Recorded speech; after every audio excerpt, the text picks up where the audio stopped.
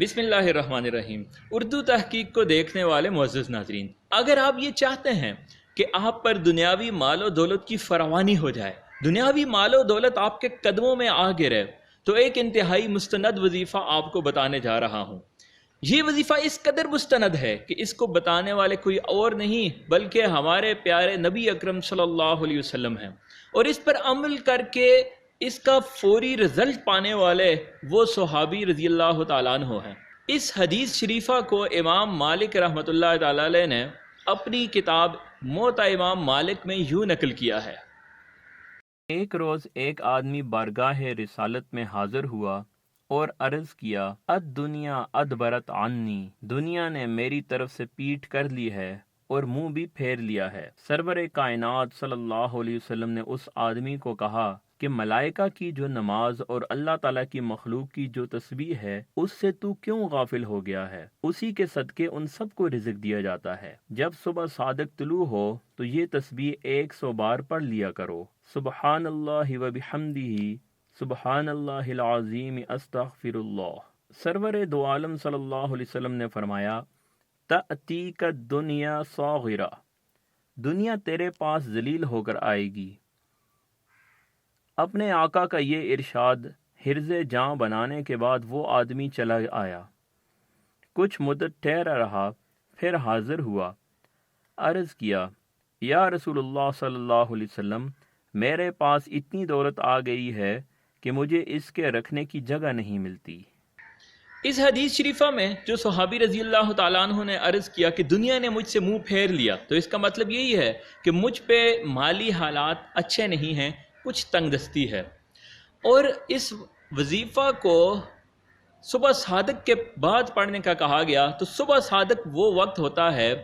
جب سحری کا وقت ختم ہو جاتا ہے اور فجر کی آذان کا وقت شروع ہو جاتا ہے، وہ وقت صبح صادق کہلاتا ہے۔ تو اسی وجہ سے تبلیغی جماعت کے امیر مولانا الیاس رحمہ اللہ اپنے ماننے والوں کو اس وظیفہ کو فجر کی سنتوں اور فرائض کے درمیان پڑھنے کی بہت زیادہ ترغیب دیتے تھے، اور احادیث شریفہ میں بھی یہ وظیفہ فجر کی سنتوں اور فرض کے درمیان پڑھنے کی بہت زیادہ ترغیب آئی ہے۔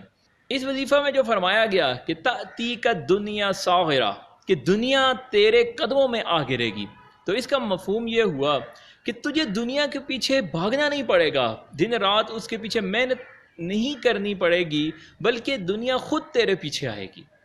حضرت مولانا قاسم نانوتوی رحمۃ اللہ تعالیٰ علیہ بہت بڑے بزرگ گزرے ہیں۔ وہ مسجد میں اوابین کے نوافل پڑھ رہے تھے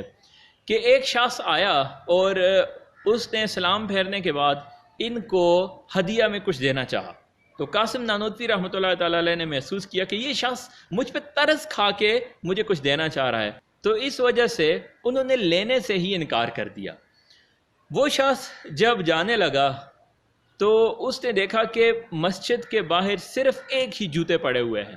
اور وہ مولانا قاسم نانوتوی رحمۃ اللہ تعالیٰ علیہ کے تھے کہ مسجد میں یہ اکیلے ہی اس وقت نوافل ادا کر رہے تھے۔ تو اس نے دیکھا اور تو کوئی رستہ نہیں، تو اس نے کیا کیا کہ وہ رقم ان کے جوتوں میں رکھ دی کہ جب یہ آئیں گے جوتے پہن رہے ہوں گے تو لازمی طور پہ رقم ان کو نظر آ جائے گی اور یہاں سے اٹھا دیں گے۔ تو مولانا قاسم نانوتوی رحمۃ اللہ تعالیٰ علیہ جب وہاں سے آئے تو انہوں نے دیکھا کہ ان کے جوتوں میں وہ سارے پیسے رکھے ہوئے ہیں، تو انہوں نے فرمایا کہ میں تو اپنے بزرگوں سے یہ سنا کرتا تھا کہ دنیا سے بھاگو گے تو یہ تمہارے قدموں میں آئے گی، آج اپنی آنکھوں سے دیکھ بھی لیا ہے۔ ناظرین، مانسہرہ کے ایک بہت بڑے بزرگ گزرے ہیں، حضرت مولانا غلام نبی شاہ صاحب رحمہ اللہ تعالیٰ علیہ۔ وہ ختم بخاری کی تقریب میں اکثر فرمایا کرتے تھے کہ جو شخص روزانہ 100 مرتبہ سبحان اللہ و بحمدہ، سبحان اللہ العظیم و بحمدہ، استغفر اللہ پڑھے، اور روزانہ 100 دفعہ یہ درود شریف، اللہم صلی علی سیدنا محمد وعلی آل سیدنا محمد افضل الصلواتک بعدد معلوماتک وبارک وسلم، یہ پڑھے، تو وہ فرماتے تھے کہ اگر اس کے روزی کے سارے مسئلے حل نہ ہو جائیں، اس کی پریشانیاں حل نہ ہو جائیں اور بیماریاں حل نہ ہو جائیں، تو وہ فرمایا کرتے تھے کہ میرا ناک کاٹ کے کتوں کے آگے پھینک دینا۔ اللہ اکبر، یہ وہی بزرگ ہیں جو فرما سکتے ہیں۔ ناظرین، سیرت النبی صلی اللہ علیہ وسلم مکمل دیکھنے کے لیے یہاں کلک کیجئے، یہاں کلک کر کے دیکھیے کہ واقعہ معراج میں ہوا کیا تھا، اور یہاں دیکھیے کہ جنت کی زندگی میں کیا ہوگا۔ اگر آپ کو ویڈیو اچھی لگی ہے تو لائک، سبسکرائب اور کمنٹ کرنا مت بھولیے۔